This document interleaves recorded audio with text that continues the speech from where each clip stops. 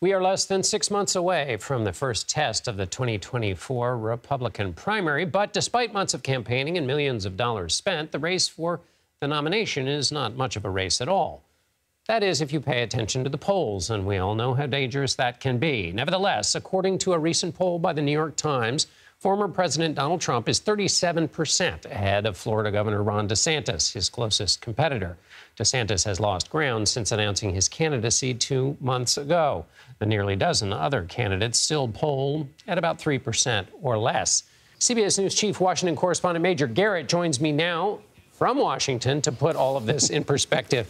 Major, normally I would help us understand this new Times poll. It's not an outlier, but it is a national poll, and we would race each other to say primaries are not determined by national polls. On the other hand, so give us your wisdom on this. So here's a couple of things we can say about former President Trump that are true and non-judgmental. He loves superlatives, and he loves superlatives even more when they're applied to him, and fairly so in this case, John, because no one running for the presidency in the modern era has had polling numbers this good at this stage of the campaign. Former President Trump is not just the front runner, he is far and away the front runner. And that, I think, owes to two things. One, at the simplistic level, name recognition. He's very well known in the Republican Party, but that doesn't go nearly far enough. He wrestled the Republican Party establishment to the ground in 2016, became the nominee, won the presidency, albeit narrowly, and then created a presidential term that many Republicans in this rebuilt, refashioned Republican Party, much more Trumpian than it was when Donald Trump first started, loved what they saw and love it still. And until they are presented with a formidable and, to their mind, better option, they're going to default to former President Trump.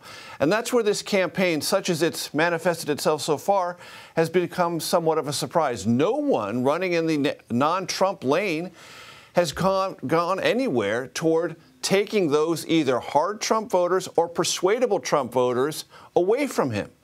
And that is where the campaign currently exists. We don't know if that's durable, but right now, no one who is not named Donald Trump wouldn't trade places with him, and he wouldn't trade places with any of the others. So the story we might have told in previous cycles would have been national polls say there's a big front runner, but whoop, in 2000 along comes John McCain in New Hampshire, steals the primary in New Hampshire from George W. Bush at the time. That there are stories in the past of big national leaders getting beat. But do you see any evidence of that in Iowa, New Hampshire, South Carolina? Not yet, because one interesting dynamic here, John, and it's why these national polls matter. They are reflective of margins found in New Hampshire, South Carolina, Iowa, even in Nevada. There isn't an early primary or caucus state where you say, oh my gosh, former President Trump is in some sort of jeopardy. There's a reconsideration going on. So far, it hasn't happened.